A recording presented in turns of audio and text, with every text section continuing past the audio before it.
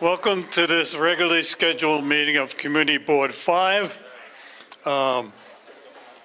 It's being live streamed, so if you don't want to be seen, heard, you can go outside and leave.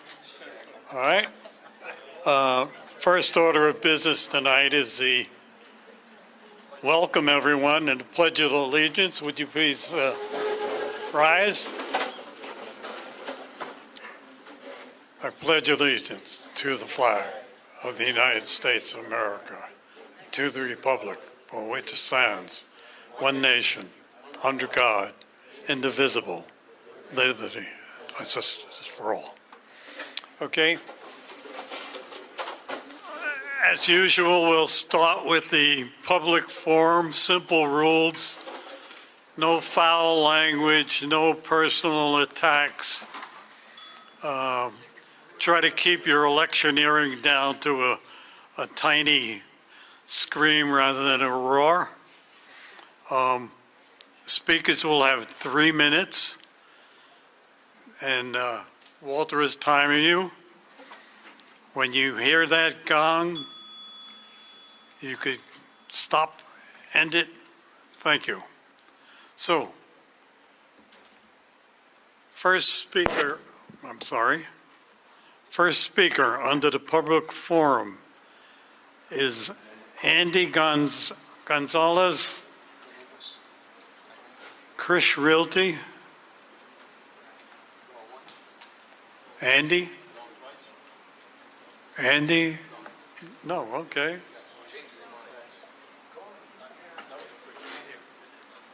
Not here. We have next Cynthia Balzaretti, Glendale resident, unsafe conditions at Evergreen Park. Are you here? Please step up to the microphone. Hi, good evening. My name is Cynthia Balzaretti, and I am a Glendale Ridgewood homeowner and a parent of 2 small children. We utilize Evergreen Park regularly, but it's becoming increasingly unsafe and scary for women and children to go there because of the men who play volleyball there without a permit. The New York City park law states that any park for children or attached to a school requires that adults within the park are there with children. Daily, hundreds and hundreds of men without children who do not live in our neighborhood are showing up, taking over, and destroying our park. As men come to set up about 25 to 30 nets, they are aggressive and start to tell women and children who are playing to move. Once set up, you cannot pass through, nor is it safe to, because there are hundreds of cords drilled into the grounds for the nets. On weekends in the park, we're talking about over 500 men or more hanging out in a children's park. Men who do come with children are dangerously leaving children and babies unattended in the dark. During the games, men exhibit dangerous or unsanitary behavior such as buying alcohol and food from women who sell it there illegally without a permit, illegally gambling on games, throwing bottles, cans, and garbage on the floor while children and dogs cut themselves later, letting their dogs roam without a leash, and leaving feces everywhere, drilling into the grounds of the park, making it unsafe for leaving holes for children and pedestrians later on. They're cutting the fence of the wire of the railroad and illegally storing all the equipment there. They are urinating and defecating all over the park and breaking into the bathrooms and trashing them. There's excessive noise and there's excessive amount of parking spots that they're taking up from residents who actually live in the neighborhood. The women who are there are selling food and alcohol illegally also. They leave their dogs unleashed, and they leave small children and babies also unattended who can walk into the streets and or get abducted. They park cars and food stands underneath the Forest Park underpass on the pedestrian walkway, leaving garbage and bringing rats into the children's park and the underpass. Last, hundreds of men should not be in a children's park, period. They can file for permits and play at more open areas such as Highland Park, or not at all. The police are not ticketing or summoning them to leave. With the construction at Rosemary Park, this problem has gotten really out of hand. Police need to do a better job at preventing this from happening. I do know that there is a fight between the Parks Department and the police of whose job it is, but somebody's got to do the job. Thank you. Thank you. The next speaker is Peggy O'Kane. No subject, Peg. Leave her alone. She's got to move. Hello, my name is Peggy O'Kane. A couple of weeks ago, I came out of my house and found that the overhead wires were draped over my neighbor's cars. I called 311, was shunted off to Verizon, who was uncooperative and bureaucratic. And since I had an appointment, I couldn't wait. I called the community board.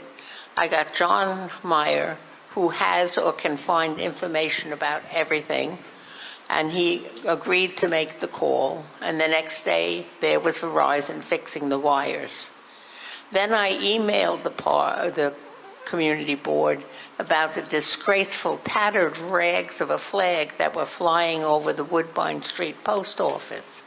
Kathy O'Leary contacted Velasquez's office, and Jonathan Betancourt obtained a flag. When the post office staff proved reluctant to take down the flag, a volunteer was found. And not only is there a new flag, there's a new flagpole on the side of the building, so there's not going to be any excuse to fly rags. My next request was a sinking condition on Fresh Pond Road and 70th Avenue, and I was told Gary had already written the DOT to request repairs. These are just a few of the diverse ways that Gary and the staff help us and our community, and I want to thank them for their expertise and know-how. They do good for us, and we should be grateful for them and how they help us out. Thank you. Thank you. The next speaker is Cole Yagdeo. Trucks. I don't know where the trucks are. Big trucks, little trucks, but it just says trucks. Cole? Hi, my name's Cole Jagdeo. I live on Maspeth Avenue in Malvina Place. This is my first time at a community board meeting, so I just want to say hi to everyone. It's really cool to see so many people from so many different backgrounds of all ages. It's really awesome. I go to Queensborough Community College, so I commute to school every day, and my family has 2 cars.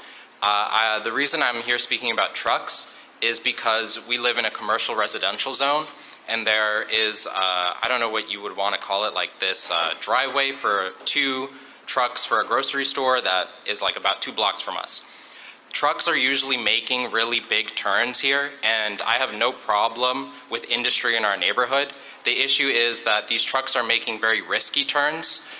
They've damaged cars on multiple occasions, and recently they've started driving over the pavement, damaging the pavement, leaving me and my neighbors concerned about whether we're going to have to pick up the costs for this. 2 main concerns, the 2 main issues that I hope the community board is able to address is, 1, making sure that these trucks are only making legal turns and safe turns, and 2, I know people probably don't like to hear it, I don't like to hear it myself, but enforcing parking in a way such that cars parked on the corners are being ticketed and stopping them from preventing legal turns. Because it's a one-way turn on Maspeth and Malvina Place, there are only really 2 spots where parking needs to be better enforced. And yeah, that's pretty much all I have to say. It's just been a concern because our car has been hit a few times, other people's cars have been hit. It leaves us wondering if anywhere is safe to leave our cars parked, even if we're not on those corners, because the trucks now have to adjust for making unsafe turns. Thank you for your time, everybody. Thank you. Is there anyone I missed on public forum? If not, we'll close that portion of the meeting. Next item is the chairperson's report. That's me, Vincent Arcuri, chairperson. Board members, you received the minutes. What's your pleasure on the minutes? Walter is accept the minutes. Who seconded it? Fred Haller. Any questions on the matter? All in favor? Aye. Thank you. Next item on my report is the review of current liquor, alcohol, and beverage licenses and building permits. John Meyer, please. Hello, folks. This month we have 2 new liquor licenses. One for Pomodoro Inc., doing business as Joe and John's Pizzeria at 5910 Myrtle Avenue in Ridgewood. That's a restaurant.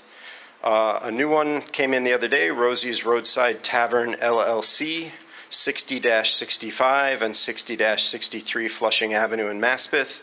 That's a food and beverage business. Liquor license renewals, a rather long list. First is Conbro Tavern Corp., doing business as Connolly's Corner at 7115, 7117, 7119 Grand Avenue in Maspeth. That's a restaurant. GBT New York Corp., doing business as Clandestino, 7417 Metropolitan Avenue in Middle Village. That's a restaurant. 6402 Bar LLC, 6402 68th Avenue in Ridgewood. That is a food and beverage business that's also notified us this month of a corporate change, so they're changing who's listed in the business ownership. Brinker Restaurant Corp., doing business as Chili's Grill and Bar at 8016 Cooper Avenue in Glendale, a restaurant. La Canoa Inc. at 651 Underdog Avenue in Ridgewood, another restaurant. O'Neill's of Maspeth Inc., doing business as O'Neill's at 6415 through 6423 53rd Avenue in Maspeth, another restaurant. La Casita Mexicana Inc., doing business as La Casita Mexicana, 6236 Forest Avenue in Ridgewood, another restaurant. Milan Sport Inc. will round out our liquor license renewals at 7311 Metropolitan Avenue in Middle Village. They are a food and beverage business. We had 3 new wine, beer, and cider license applications that we were notified about. El Saborito Corp., doing business as To Be Determined at 1070 Cypress Avenue, Ridgewood, New York. Carnitas en Fiesta Inc., doing business as Restaurant Carnitas en Fiesta at 5203 Metropolitan Avenue, Ridgewood.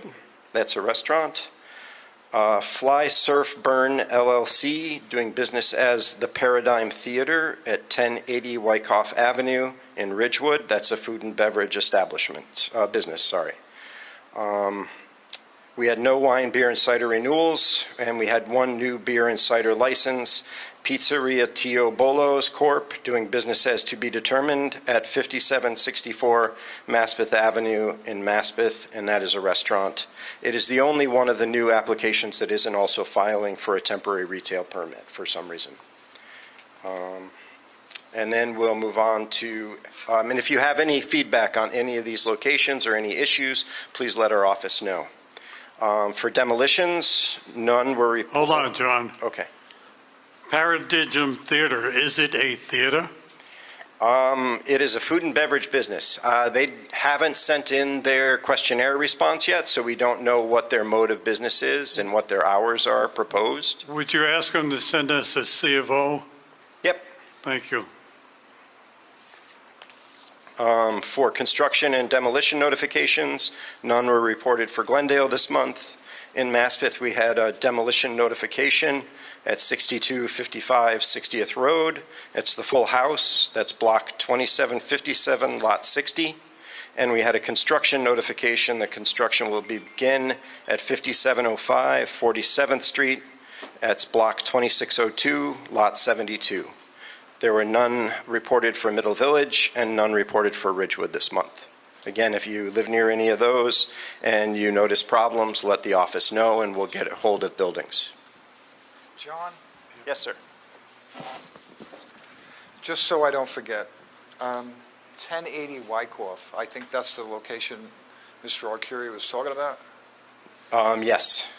So there, going back a few years ago, there was a really problematic incident there, if I recall correctly. There is a number, it's a large space that has a number of businesses in it. I believe one of the businesses closed, and this is moving in its place. I don't believe Jungo Road has closed. So there's at least 2 bar establishments in that building, or have been in the past. Yeah, I know the building. Lee Coyne is not here. Patricia Crowley is not. But who?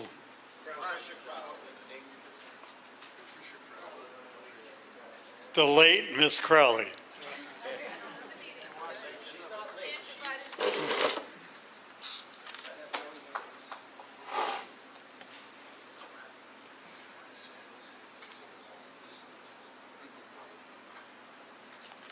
Now you know why we do this, right?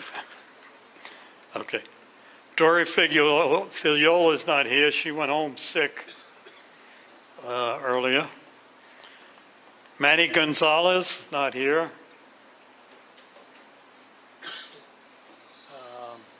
Diego Leclery is not here.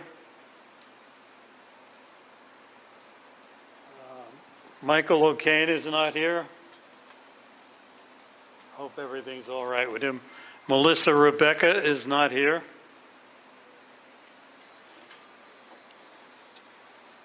Lily Scarabino's not here. And I think that's it. I got everybody. I double check. Okay. Thank you. Elected officials, we have no one representing the mayor's office, no one representing the controller's office, no one representing the public advocate's office, no one, Claire Collins representing the borough president. Hi guys, my name is Claire from the Office of Borough President Donovan Richards. So tomorrow, May 15th at 5 p.m. Hold on a second. Hold on a second. Go ahead, Gary. For all of you representing elected officials, please make our lives a little bit easier and send us a Word document that we can cut and paste, and I'll edit it, for the minutes. Example, last month, more than a dozen representatives of elected officials spoke. Kathy was sick a lot of the month. I was working on the minutes, and it was grueling to go through 12 people or 14 people and try to, especially when they're elected officials representatives, and try to get straight. So please send us something we can cut and paste in a Word document in the minutes for all representatives of elected officials. Thank you. I also take minutes for the VP's office, Gary, so I can send those to you as well. Okay, so just, paraphrase everything you got there. Go ahead. Okay. So tomorrow is our Asian American Pacific Islander Heritage Month celebration at 5 p.m. at Queensborough Hall. And then on Tuesday, May 20th at 6 p.m., it's going to be our Jewish Heritage celebration, also at Queensborough Hall. On Thursday, May 22nd at 6 p.m., we're hosting our Guyanese Independence Day celebration at Queensborough Hall. And then on Tuesday, June 3rd at noon, we're hosting our Pride Month kickoff and flag raising ceremony at Queensborough Hall. And then finally on June 11th at 6 p.m., we're hosting our annual Pride Month celebration at Queensborough Hall. And as always, all of our events are available on our website at queensbp.nyc.gov. Thank you. Thank you. There's no one representing the district attorney's office, representing Congressperson Velasquez is Jonathan Betancourt.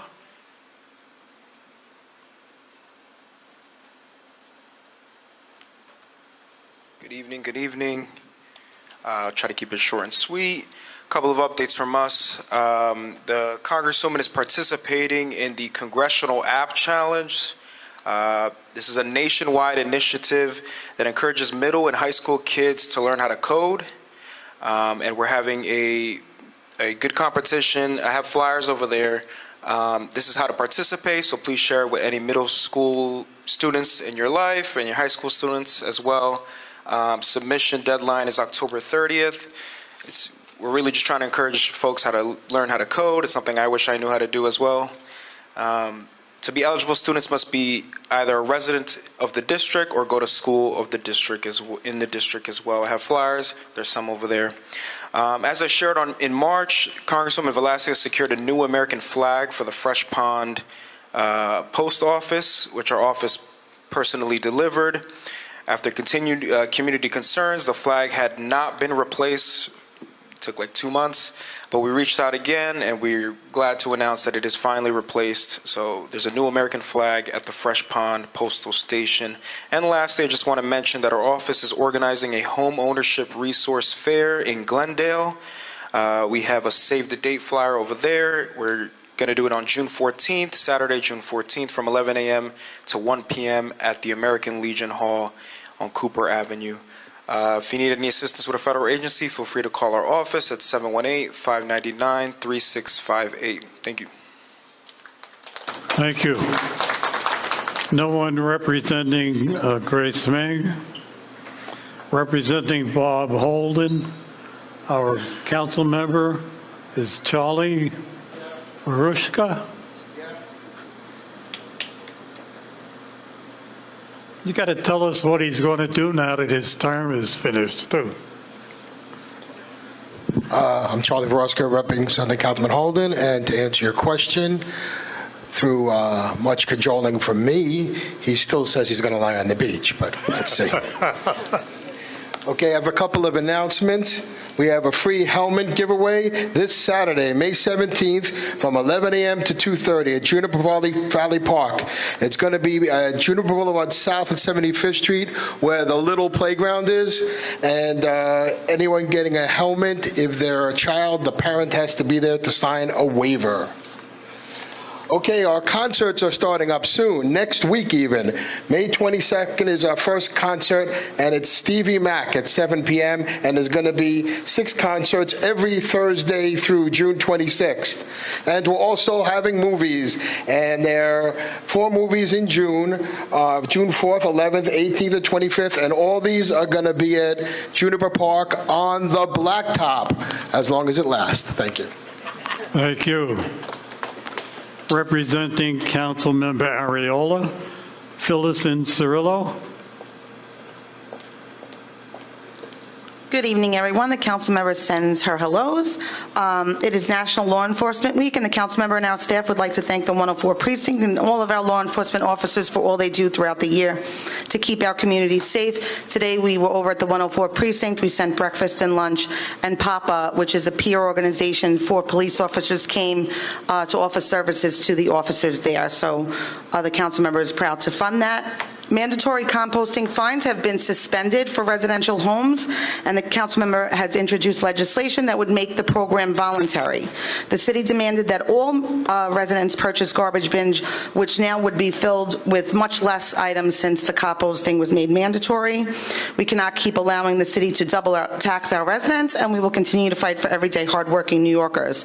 So if you live in 1 and 2 residential homes and you're not putting out your compost bins right now, you will not receive a fine. Fines are suspended for right now, but the city still maintains that composting is mandatory. So what that means, we don't know, but we do know that you're not getting fined for it right now.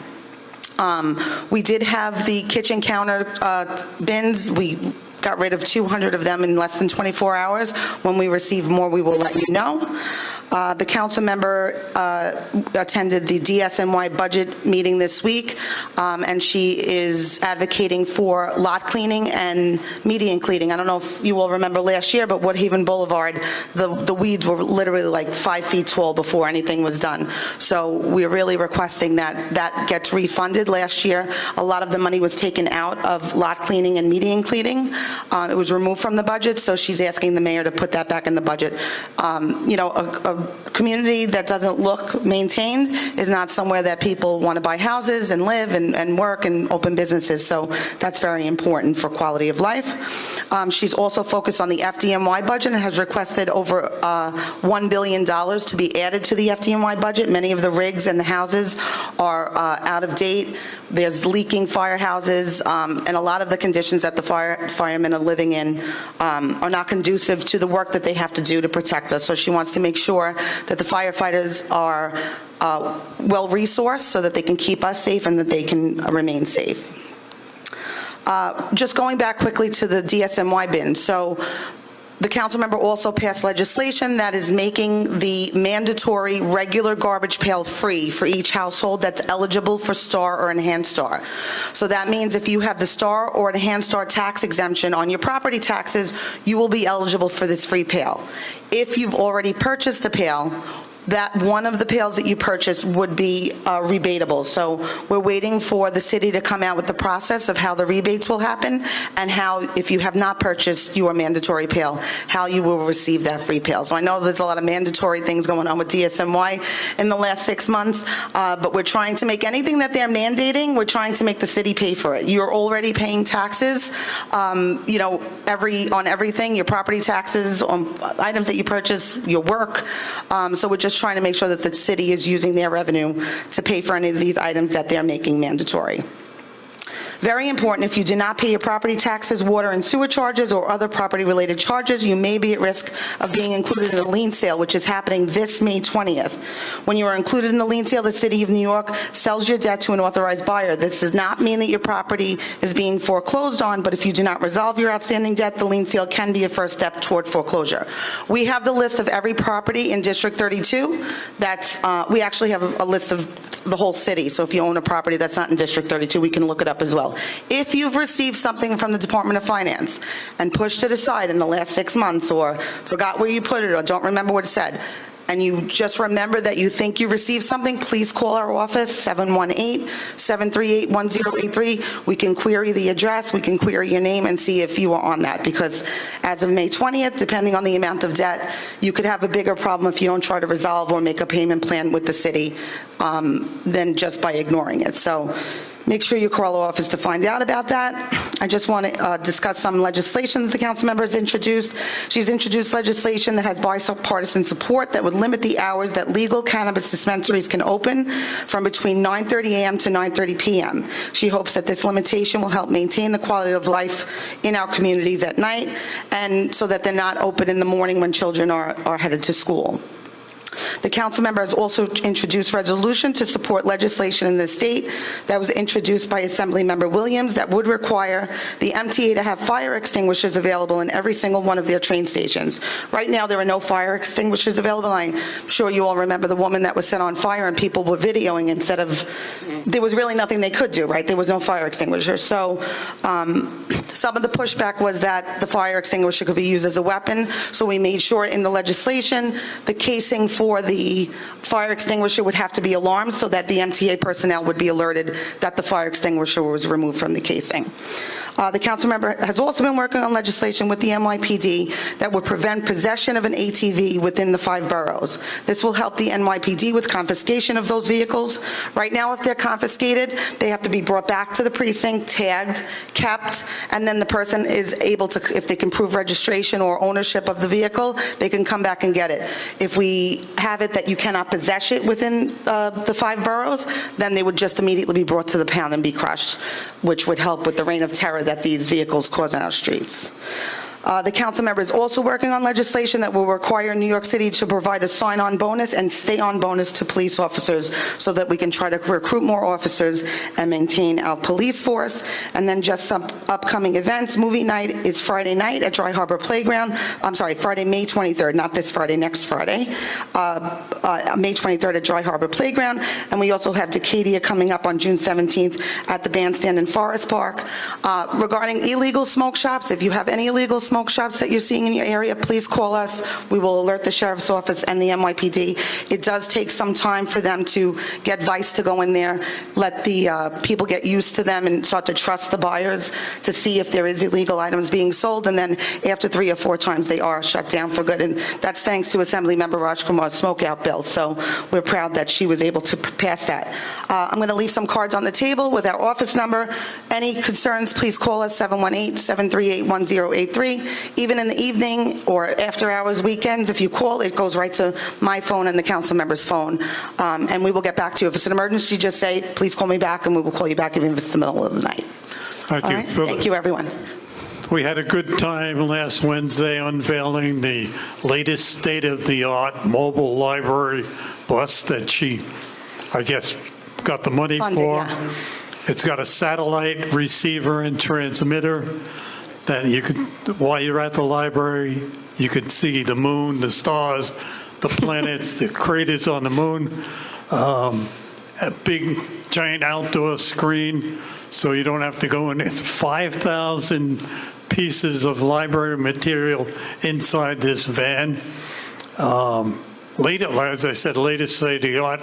Will that ever be coming to visit us here, do you know? So that right now is in Breezy Point because they don't have a library close to them. Their closest library right now would be the one in Seaside, which is not open. It's closed for renovation, so the next closest one is not until 95th Street.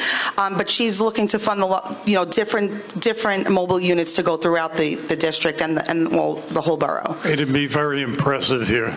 Very good. Thank you. Thank you. Okay, representing Member Gutierrez is Kimberly Vega.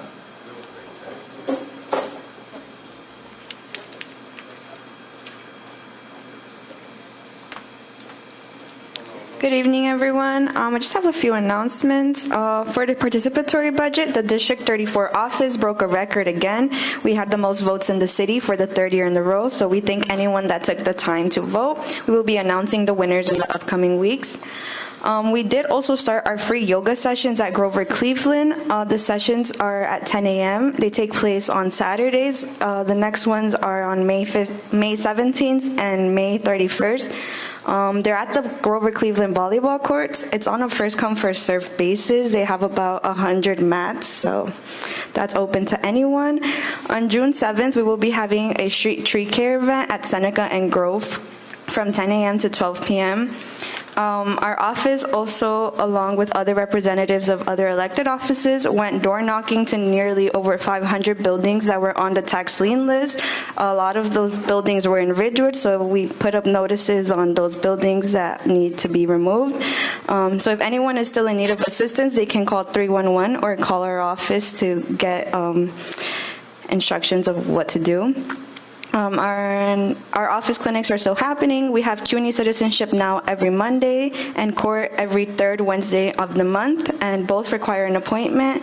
CUF is at our office for assistance on housing applications every Thursday, and no appointment is required, but we recommend calling. Our number is 718-963-3141. Thank you.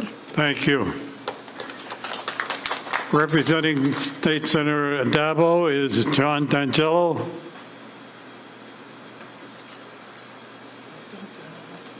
Good evening, everyone.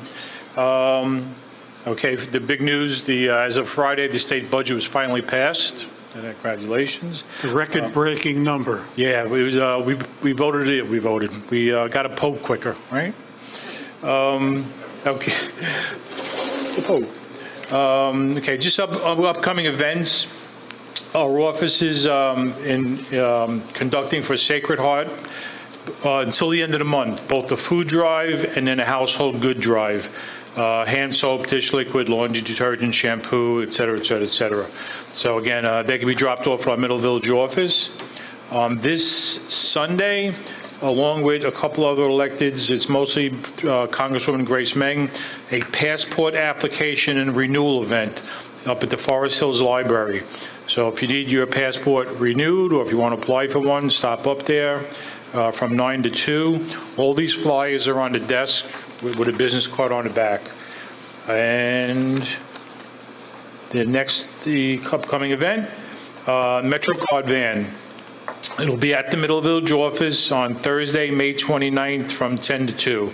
Again, you can get your MetroCard, add money to it. I believe they're going to be able to transfer from MetroCards to Omni cards.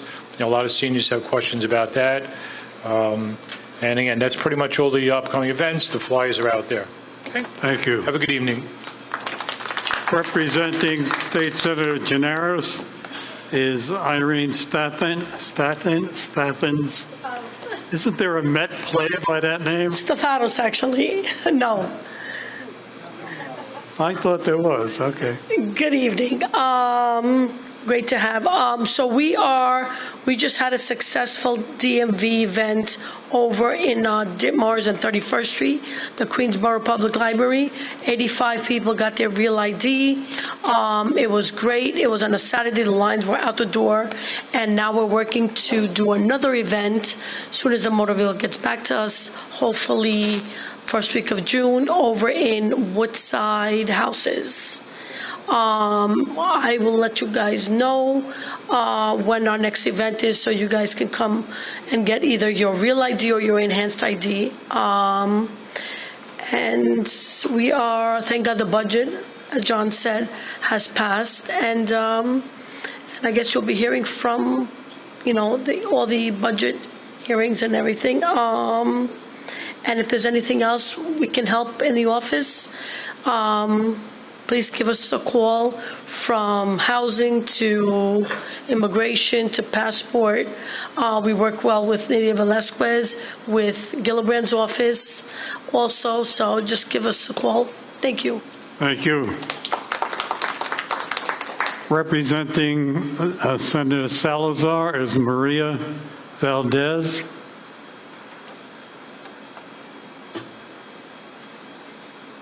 Good evening, everyone. Maria Valdez from the Office of State Senator Julia Salazar. We have an upcoming event. We will have the Department of Building in our office June 12th from 12 p.m. to 4 p.m.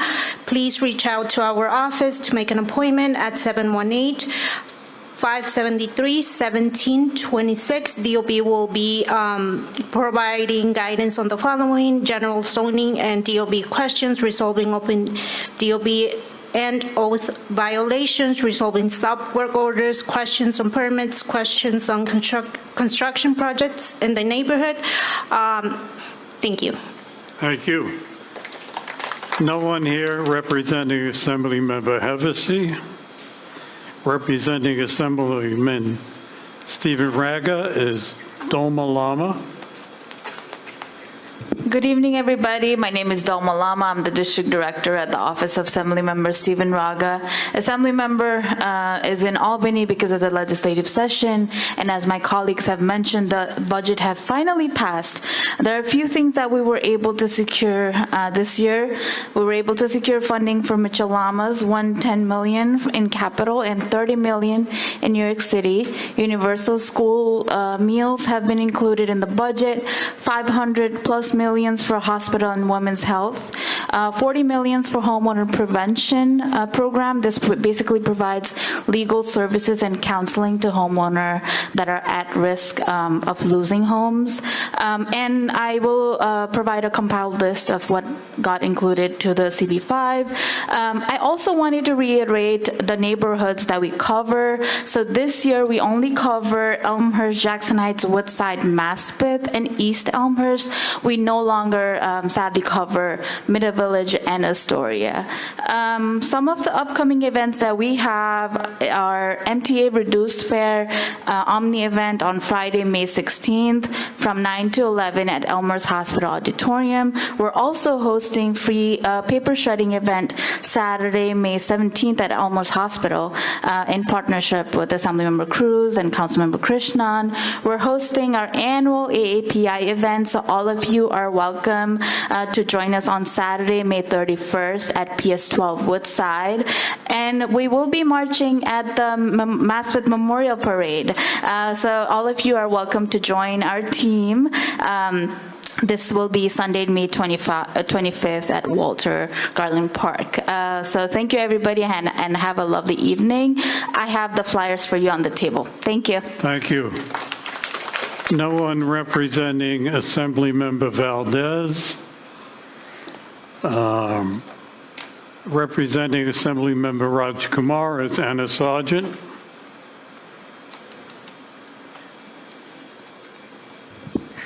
Good evening, everyone. I'm Anna Sargent from the Office of Assemblywoman Jennifer Rajkumar, located 8391 Woodhaven Boulevard, hop, skip, and a jump away from here on the other side of the park.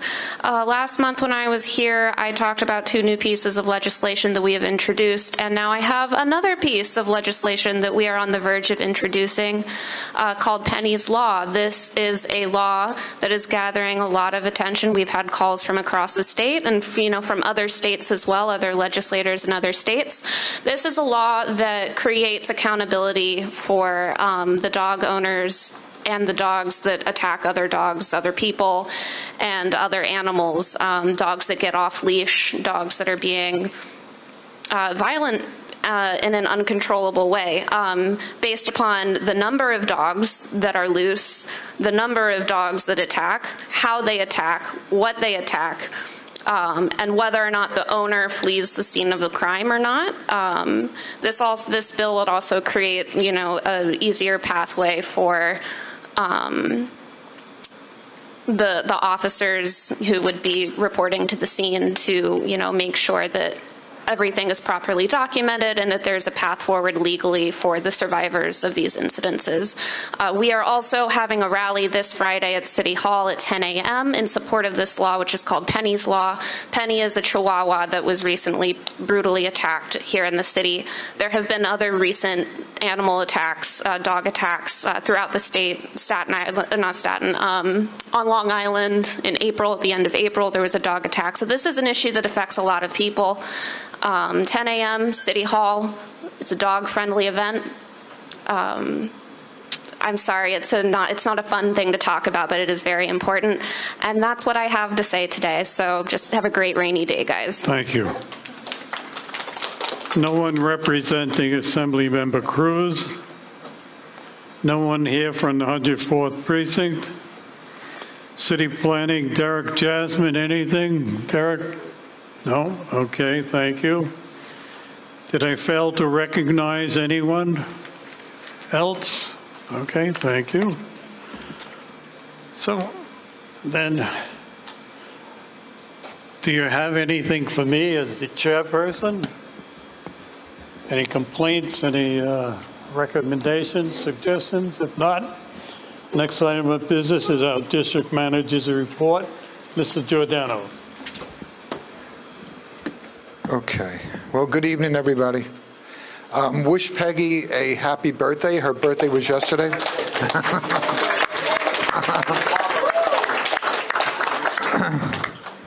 Peggy has been a member of the executive committee probably since the day she got appointed as a board member, or maybe the next year. So thank you, Peggy.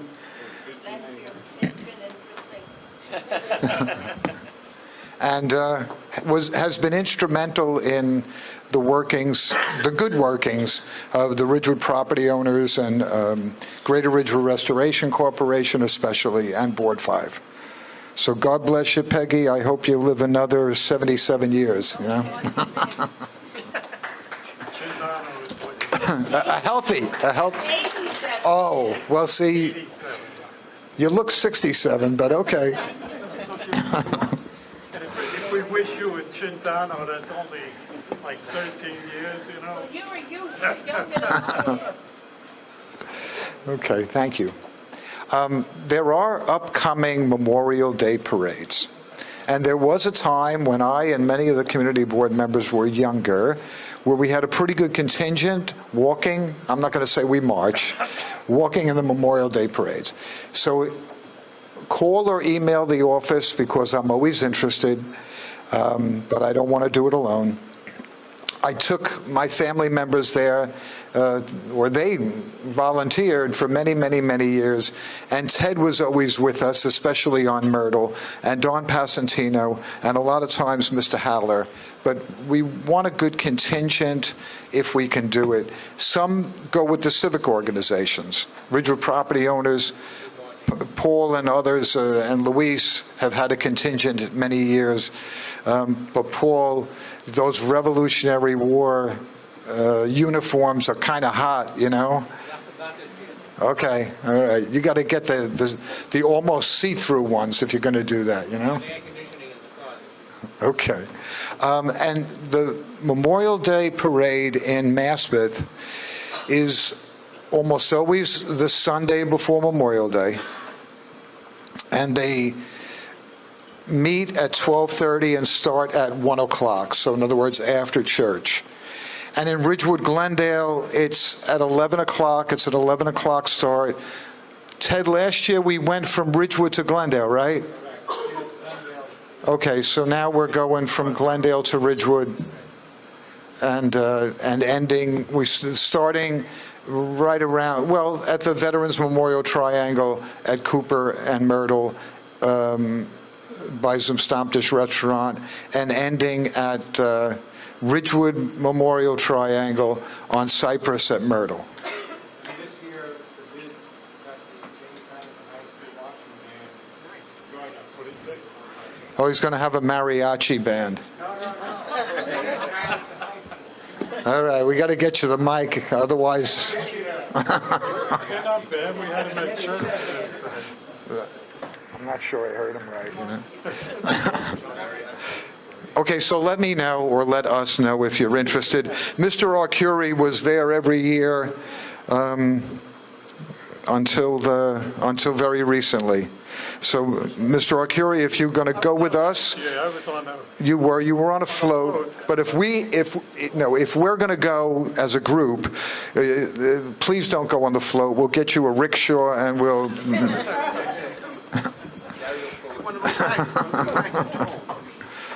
All right.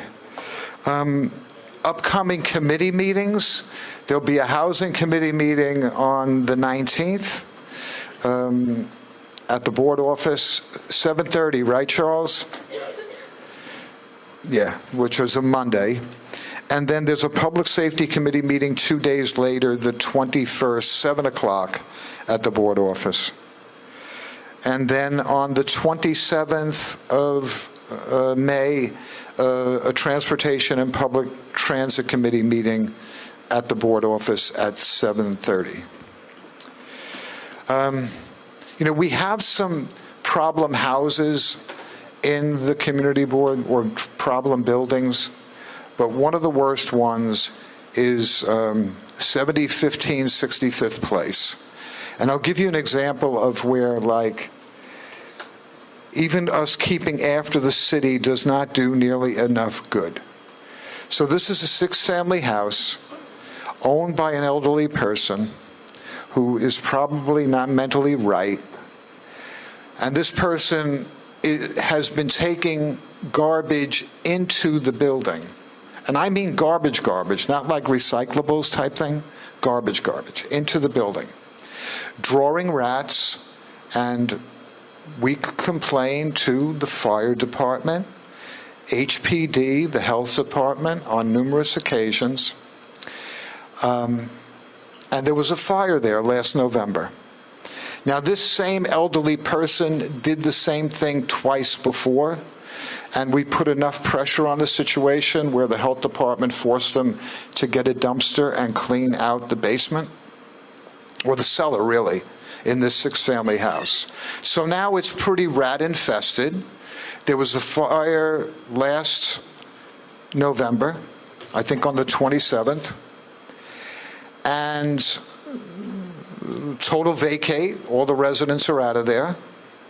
And now we're after the health department again to get the place cleaned out and to force the owner to, or one of the owner's children, who I think is, the house is in trust for them, to get the place cleaned out again. And of course, this is a detrimental effect on the neighbors. And the way the fire started, and I didn't believe this was going to be the case, or could be the case, the way the fire started is, it was an electrical fire because the rodents ate into the electrical line. And that's how the fire started. And And this is, the kind of things that we often have to deal with, or too often have to deal with. And it can be painstaking with some of these city agencies and the whole system of getting a court order. And frustrating for us, but what about the tenants and the people that live on the block? So it's just an example of, I don't think we've ever had as much difficulty that I can remember with any building in Q5 as we have with this one. The folder is quite thick. But I have to say it, sometimes the city agencies leave quite a bit of will to be desired, so to speak. And in fact, the day I went over there after the fire, somebody from HPD came there to check on a lighting complaint, seemed to know nothing about the fire. And when I said to them, please call your supervisor and tell them we want you to get access to the building while the tenants are here, and the guy disappeared. We never seen the guy again. So the health department and HPD have to do a lot better. 701565 Place. 1565 Place. It's between Central and 70th Avenue, and it's closer to 70th Avenue. It's vacant now.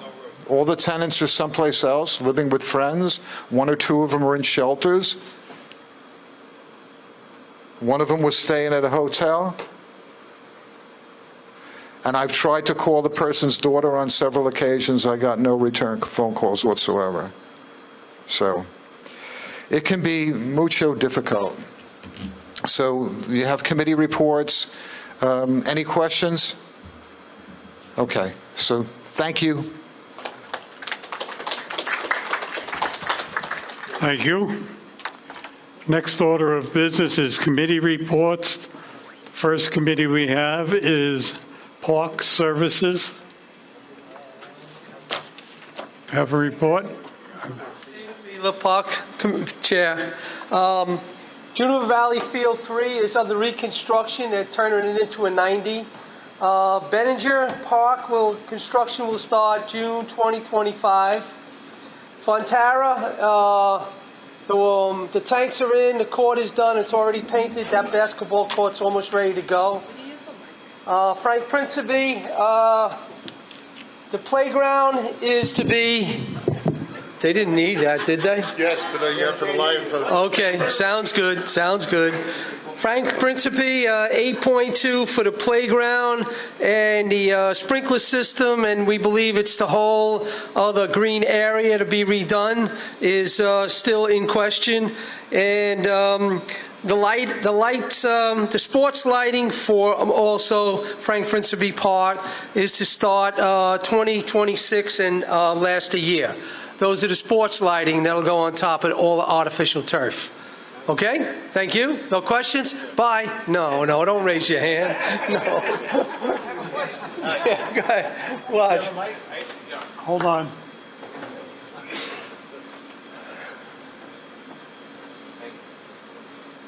Hold on. Address the chair. There you go. So you said Juniper 3 is under construction now, or plans to be under construction? No, right now. They started it. What happened was, I'll do it real quick. The New York Mets have a foundation that redoes baseball fields for the parks. The commissioner asked them to come in and do one field. They picked field 1 at Juniper on the bottom, out of the 1, 2, 3, and 4. That's a 90-foot field, okay, with a sprinkler system in it. They rip it up, and I noticed that it's ripped up. And then I noticed the next day 3 truckloads of red crushed stone. To me, as being a ball field guy, the red crushed stone, that means it's going to be skin field and it's going to be softball. Okay? So I called up the guy and I looked at the grass cuttings on the outfield. It's only 60 foot. So they took out a 90 foot with a sprinkler system and put in a skin 60 foot for girls softball or Little League. Okay? Mm-hmm. So I called up the guy. I said, what are you doing with field 1? we're redoing it. Parks got the Mets Foundation to come in and do it. I said, yeah, but you're taking out a 90, you're putting in a 60. And he says, no, Stephen, we don't do that. What we do is we put back what's there. I won't use his name, but I said, dude, I'm standing on a place right now, and it's a 60-foot field, okay? All of a sudden, a week and a half goes by, no construction, no nothing, okay? I get a call that they're going to leave it as a 60, but they'll give us another field out of the 3 that are there, and they'll turn it into a 90. So I said, you're going to turn one of the 60-foot fields into a 90 with grass infield, pitcher's mound, in-ground bases, a shed to hold the watering sprinkler system and everything. I said, yeah, okay, fine. They guaranteed it. They started it yesterday. And so when is that anticipated to be done? 1 month. Oh, okay. Rather quick. Yeah, 1 month. They don't build like parks. 1 month, they're done. They're in and out. Okay. Yeah. Thank you. Thank you. Question. Hold on. I'm still the chair, at least tonight. Who had their hand up, stand up, recognize yourself, grab a microphone. Who are you? What are you? Where are you from? Hi, I'm Marianne Olson. I'm one of the newer community board members. I actually just have a question on, I live by Evergreen Park, and there's a few pieces of playground equipment that need some repair. What's the best process to get that alerted to the city? Is it 311? Is it emailing you? 311 and then take down a number. All right, then you could do it again, take down a number. Then you can go to council member.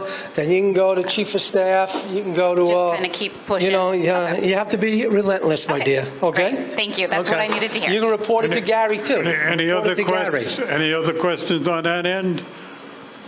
Your last. Who? Somebody you're pointing. I can't see who you're pointing at. Microphone, stand up, identify yourself.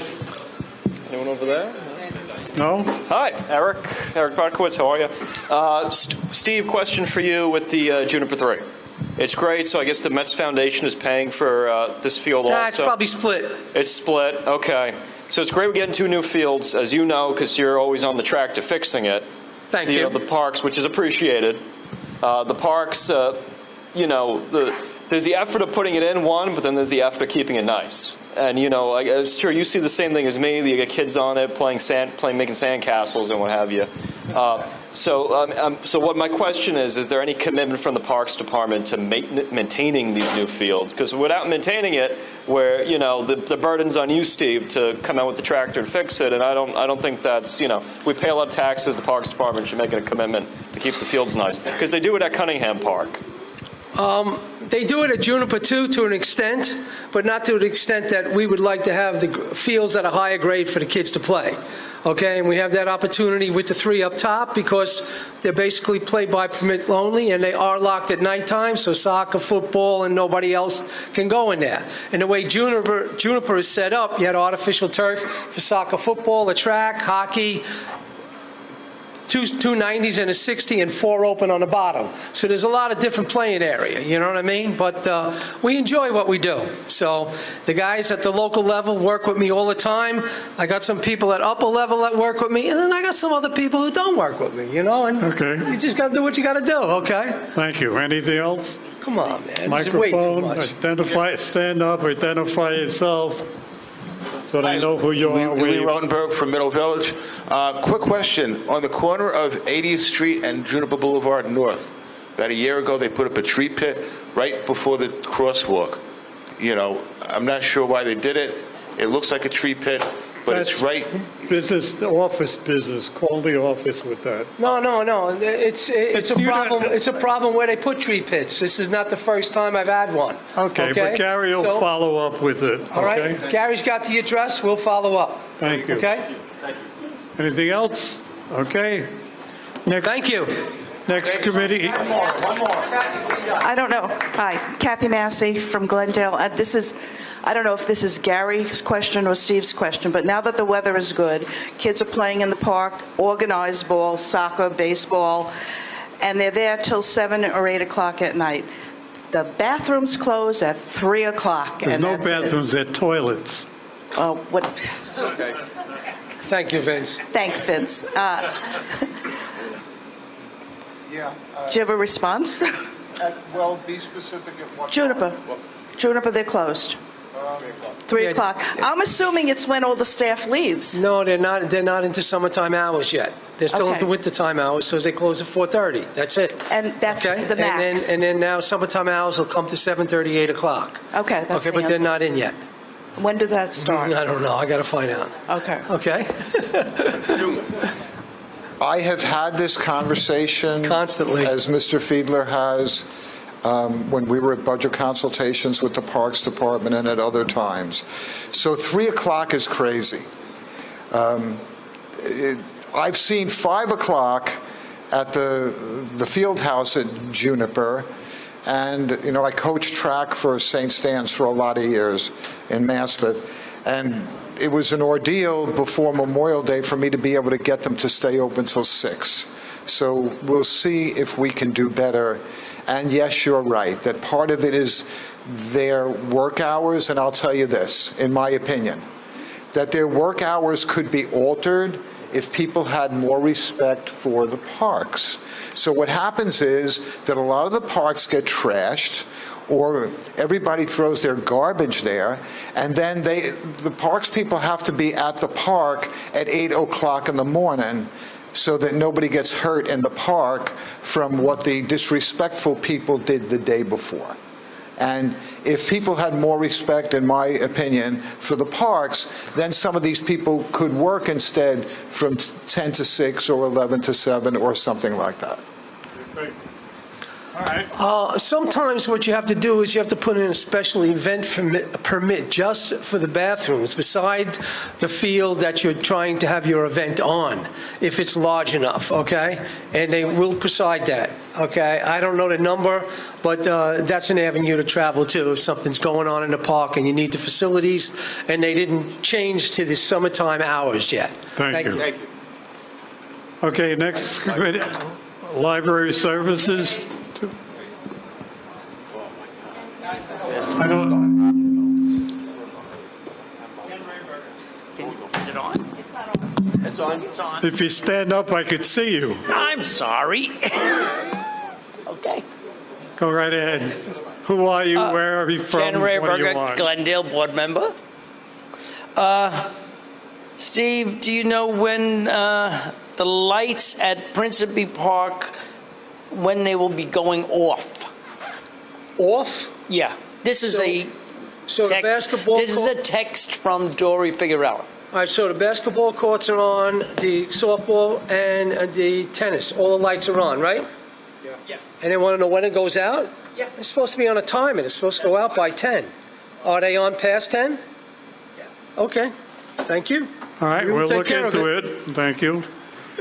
Okay, library services, do we have a committee report? I don't think you're on. Hello. Hi, everyone. I'm Carol. I'm the chair of the wonderful Library Services Committee. We last met on Monday, April 14th at the board office. We were joined in person by Marianne Olson, who's the manager of the Ridgewood branch, Usha Pinto, who's the manager of the Maspeth branch, and we were joined virtually by Shannon Rocket, who's the manager of government affairs for QPL. We had 4 main points of discussion that I'll summarize for you all. First, we discussed news and updates from the area branches in our district. We spoke about why the Maspeth branch had been closed in February. It reopened in mid-February, but this was due to emergency maintenance issues stemming from a broken pipe. We also asked Shannon about the status of the roof replacement project for the Maspeth branch. This is something that we've raised in past meetings. She followed up after the meeting to share that this roof replacement is part of a larger renovation project being managed by New York City Department of Design and Construction, DDC. So they'll keep us updated when there's a timeline. No specifics yet. For the Ridgewood branch, Marianne reported that the branch has noticed an uptick in people using the branch for co-working. So really exciting. They're receiving a new table with built-in outlets to meet this demand, which will live upstairs in the adult section, and that's expected to arrive by the end of this month.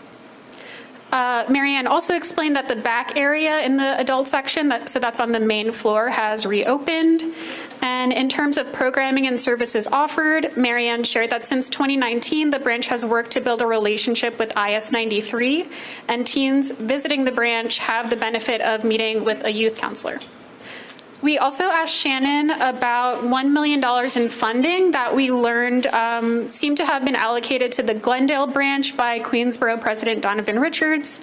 The board office learned about this through a memo, and Shannon followed up after the meeting to share that this was for resiliency measures, and we've followed up to get more clarity on what exactly that means. For the second agenda item, Shannon told us about a recap of the City Council preliminary budget hearings and gave an overview of QPL's budget priorities. She shared that the administration added $15.7 million to libraries for fiscal year 2026, which makes this budget flat.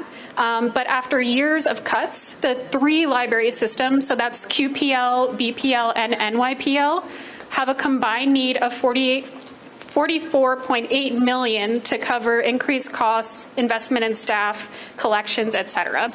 So QPL is advocating for investment in their capital portfolio so they can plan for the long term. QPL also launched its Take Action page, so you can find this by going to queenslibrary.org/support/take-action, and that's basically a letter you can sign proclaiming your support for the library system. And then in terms of budget priorities, something pretty exciting was that the three library systems are collectively hoping to expand Sunday service to 10 additional branches. So currently only 4 branches across QPL offer Sunday service. That's the Central Branch, Far Rock, Flushing, and Kew Gardens Hills. And fun fact, QPL has 66 branches total, if you need that for trivia. That was the conclusion of kind of the library matters section. The second half of the meeting related to other cultural matters because our bylaws actually describe the library committee as covering matters related to library services and other cultural matters. But this isn't really something that we've dived into before as a committee, so this was kind of our first discussion. So for this portion, we heard from Ridgewood Open Studios, which is an upcoming event happening in our district actually this weekend, taking place May 16th through May 18th. This is an event that features over 50 local artists and studios here in Ridgewood. It's free to attend. So we heard from the organizers about what this event is and how people can participate. If you're interested, there's a map available at ridgewoodopenstudios.org and on Instagram at ridgewoodopen. There will be an opening night kickoff show at Lori Moto Gallery, which is at 1623 Hancock Street in Ridgewood, and that's on Friday, May 16th from 6 p.m. to 9 p.m. So then we had a more open brainstorm about this other cultural matters business, and we talked about other organizations we would want to meet with or collaborate with, other topics that the committee would like to see represented in this portion of the committee. So just to give you some ideas, people shared the idea of collaborating with other organizations in our district, like Union Docs, which is a center for documentary art, again located in Ridgewood. Someone suggested Maggie's Little Theater, which is in Middle Village. We talked about forging relationships with music venues such that they're aware of the community board. We spoke about specific programs that may be of interest that showcase local artists. We talked about Repair Fest events, highlighting the history of our district, like through the cemeteries in our district, which are of historical significance, as we all know, and the need for programming that serves people of various ages and that highlights the multitude of cultures in our district and the city. So if you're interested in other cultural matters, we'll be talking about that more. And thank you to the committee for the great meeting. That's all. Thank you. Next committee, Transportation Services. Good evening, everybody.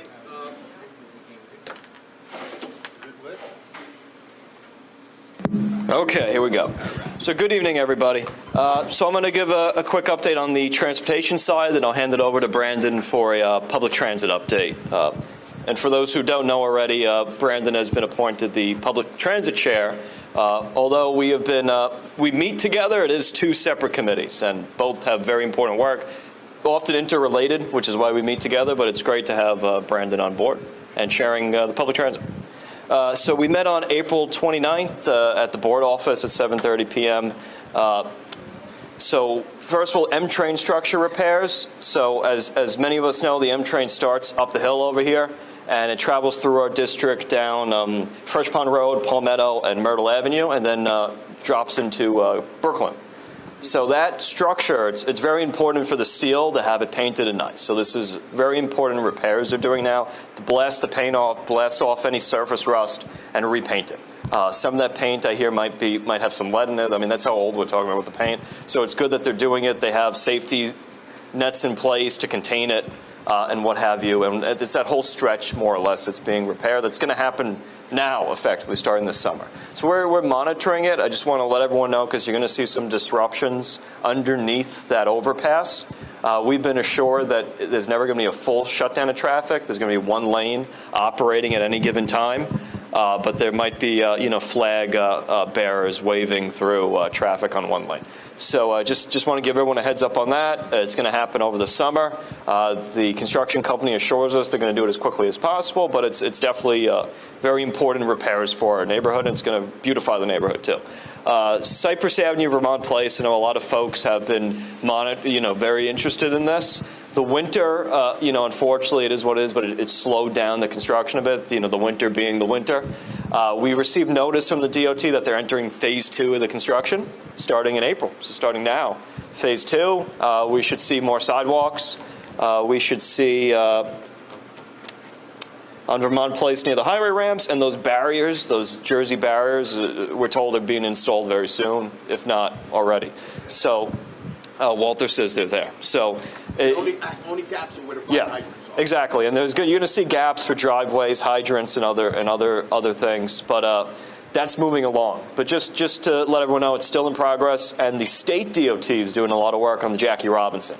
So you're going to see on the Jackie Robinson those exit ramps and entrance ramps, those are being overhauled. Signage, the entrance and exit, the state DOT, this is a state, really wants to overhaul that because as we know, it's a highly trafficked parkway, and the DOT is trying to really improve this. So we have 2 repairs coming in at the same time, so just want to alert you of that.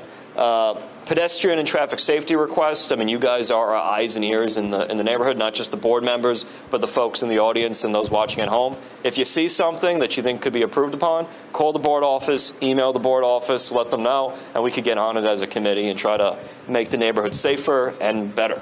The next meeting is May 27th at 7:30 p.m. at the board office, our regular time and day of the week. And I'll now pass the floor to Brandon. Great, thank you, Eric. So I really have one update on the public transit side. We had representatives from MTA New York City Transit. At the meeting, you gave a presentation about the upcoming implementation of the Queens bus network redesign.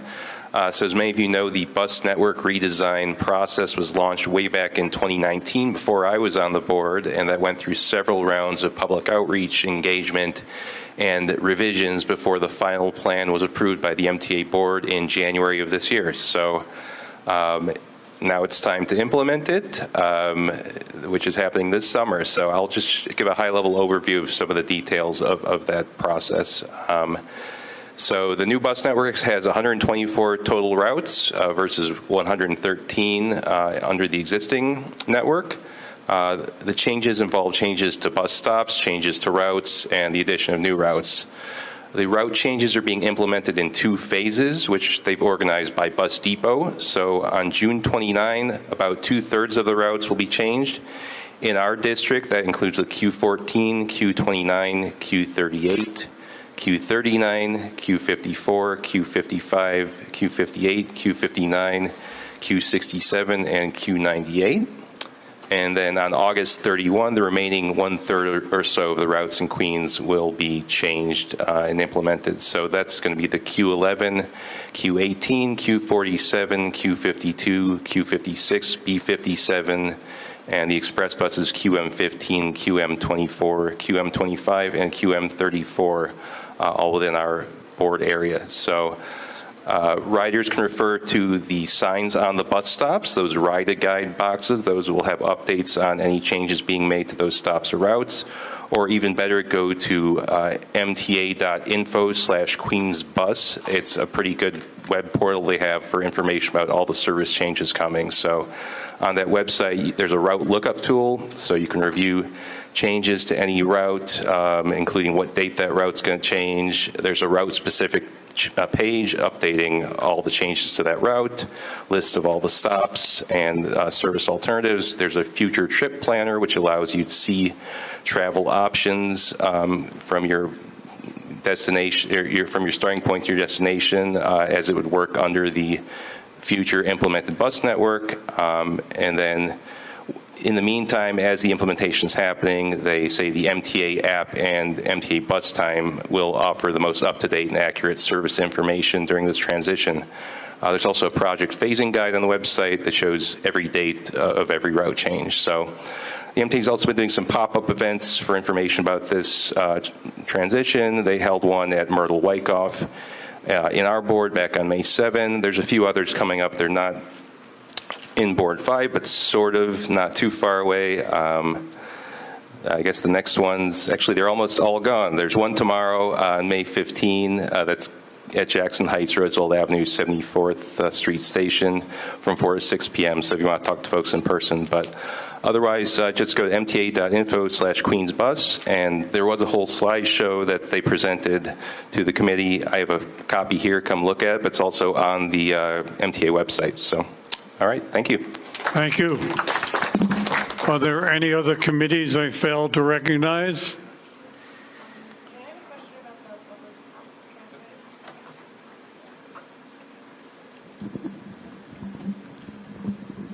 I just had a question about public transit. I know they're implementing. Oh, sorry. Tell them who you are. Rachel Karachi, Glendale. I had a question in regards to, I know they're setting it up during the summer. Is there any concern from the Office of Pupil Transportation for school busing with the changes being made to the public transportation side? Not that we know. We'll have to look into it, though. Okay, because there were still buses running in the summer for things like Summer Rising. They're running in the summer because yeah, you know there's a lot of summer school programs. Right. So is there any collaboration, do we know, between the two? We'll have to find out. Okay. Just curious. Thank you. Okay. Rachel, are you asking okay, and a lapse of service? No, she wants to know how they're going to move They're the buses. changing the routes. They changed the routes. Notoriously, no one claims school buses within schools. Okay. So it's not the schools don't set the routes. We tell parents that OPT sets the routes.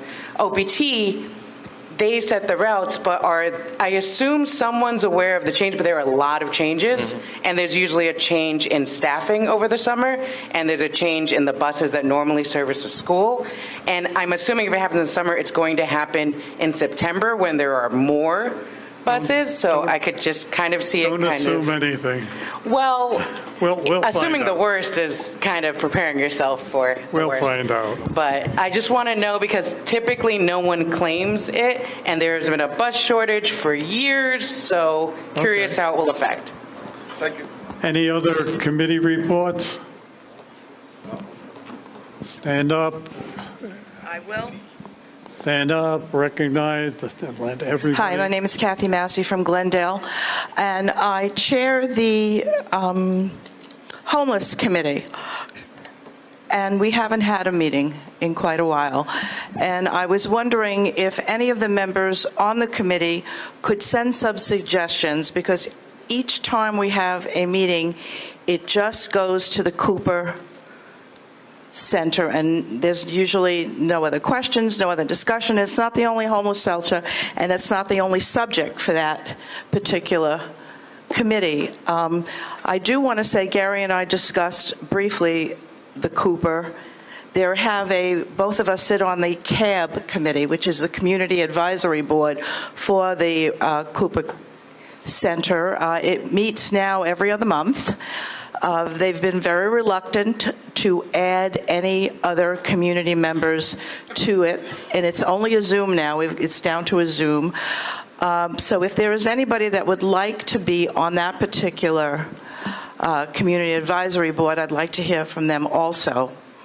They have been renewed for $43 million, their contract. And I would ask Gary if we can get a copy of it like the last one, if it's pretty much the same. And that's about it. Thank you. Thank you. Any, Yeah, I just want to know how long the contract was. you got to have a microphone. Stand up. Say who you are. What your question is. Hi, Lee Rotenberg from Middle Village. How long is the contract? 5 years? 4 years. 4 years? Okay, thank you. Thank you. Any other committees? If not, next month is elections for the executive committee. Mr. Giordano will be taking nominations now. Mr. Giordano.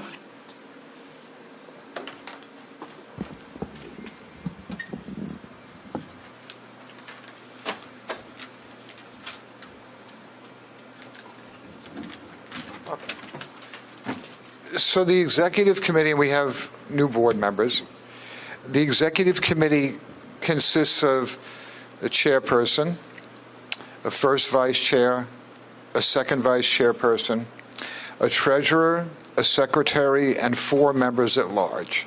So altogether, nine individuals. Currently, Vincent Arcuri is the chairperson. Walter Sanchez is the first vice chair. Walter, raise your hand, please. Dmytro Fidkowski here is the second vice chair. Eric Butkowitz is the treasurer. Peggy O'Kane is the secretary. And the members at large are Fred Haller, Paul Kersner, Walter Clayton, Mary Ann Latanzio. Is that all correct? And the parliamentarian, Kathy Massey.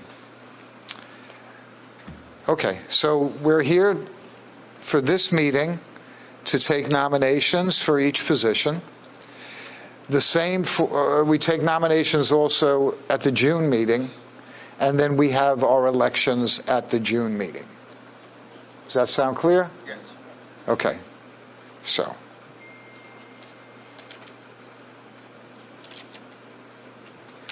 All right. So we start with chairperson. Are there any nominations for the position of chairperson of Community Board 5 in Queens? Marianne? I'm sorry? Okay. Marianne Latanzio nominates Mr. Arcuri. You don't need a second. Mr. Arcuri, do you accept? Yes. Okay. Any other nominations for the position of chairperson? Going once, going twice. Closed for now. You can nominate in June. Okay, so for first vice chairperson, nominations for the position of first vice chair. Walter Clayton. Walter Clayton nominates Walter Sanchez. Walter, do you accept? Okay. Any other nominations for the position of first vice chair? Going once, going twice. Okay, thank you. Second vice chairperson? Any nominations for second vice chair? Patricia Crowley? I can't hear you. Okay, so Patricia Crowley. Dmytro, do you accept? I do. Okay. Any other nominations for the position of second vice chair? Going once, going twice? Okay, closed for now. Treasurer. Nominations for the position of treasurer. Marianne? I'll nominate Eric as treasurer. Okay. Marian Latanzio nominates Eric Butkowitz. Eric, do you accept? I do. You do? Yes. Okay. All right. Any other nominations for the position of treasurer? Going once, going twice. Okay, thank you. For the position of secretary, any nominations for the position of secretary? Lee? I nominate Peggy for secretary. Peggy, do you accept? No, I think it's time for me to retire. I nominate Jasmine Valle for secretary. Okay. All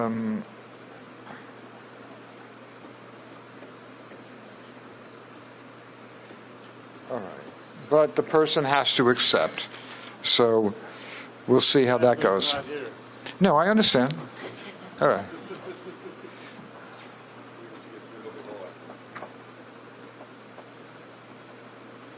Okay. All right. So Peggy nominates Jasmine. Would I say Valley? That may be wrong, right? She says Valle. Okay. And double L goes wide. So she's no relation to the guy from the Four Seasons with the falsetto voice? Not to your knowledge, right? All right. All right. Members at large. Oh, any other nominations for the position of secretary? Going once, going twice? Okay, thank you. Members at large. Hand up on the right. Who are you? Hold on a minute. That's all right. So Carol Benovic Bradley, who are you nominating? Rachel Karachi. Okay. Rachel, do you accept? Yes.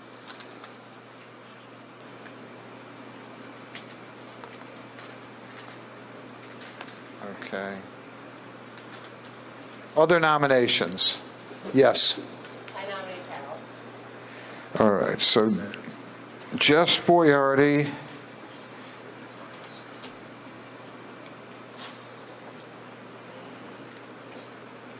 Who are you nominating?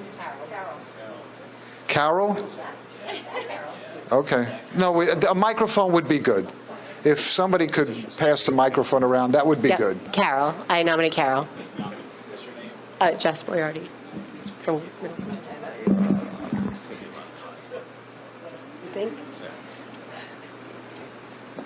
I nominate. Well, wait a minute. Give me an opportunity to look up, please. Okay? I'm writing, and I don't intend to write any faster than I can write. Okay? So, Mr. Letow. Yes, my name's Edward Letow, and if Walter Clayton would like to accept a nomination for member at large, I'd like to nominate him. Walter, do you accept? I accept. Okay.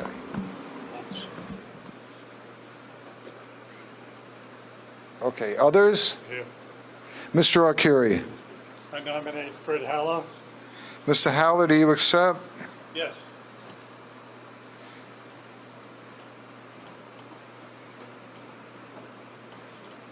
Okay, other nominations? Any other nominations? Going once, going twice? Okay, thank you. We take this up again in June. Parliamentarian. Nominations for parliamentarian.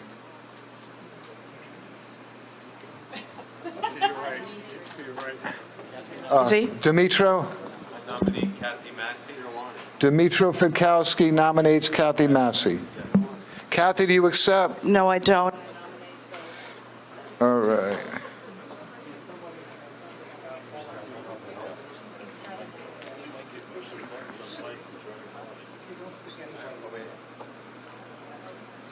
All right. Any other nominations for parliamentarian? Brandon Zwagerman. I nominate Daniel Heredia. Daniel, do you accept? I do accept. Thank you. You do?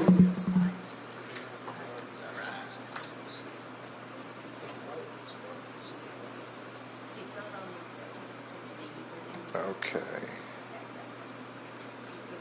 Any other nominations for parliamentarian? Going once? Going twice? Okay, thank you. Okay. We will do this again next month, and then have an election. Okay. So, is there any old business to come before us? Yeah. Hey, okay, I have two things really fast. Carol, in your library services report. No. Slow down. Who are you? My name's Claire Collins from the Office of Borough President Donovan Richards. Sit down. Bro. Any old business to come before this board? Yes. Not you. Oh, sorry. This is the board isn't doing its business right now. Please sit down. Any old business? Any new business? Ben? Yes, Fred Heller. So California Pizza Kitchen has been very generous to Sacred Heart School in Glendale.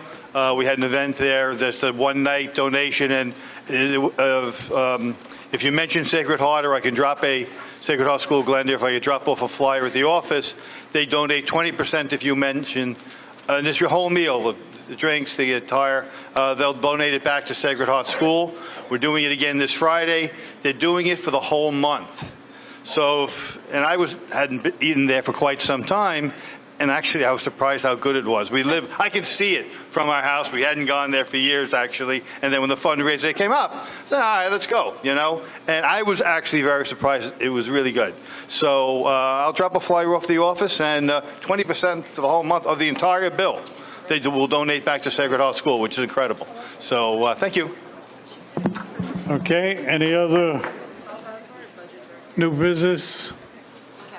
I have one. No, Okay. this is the board is doing its business.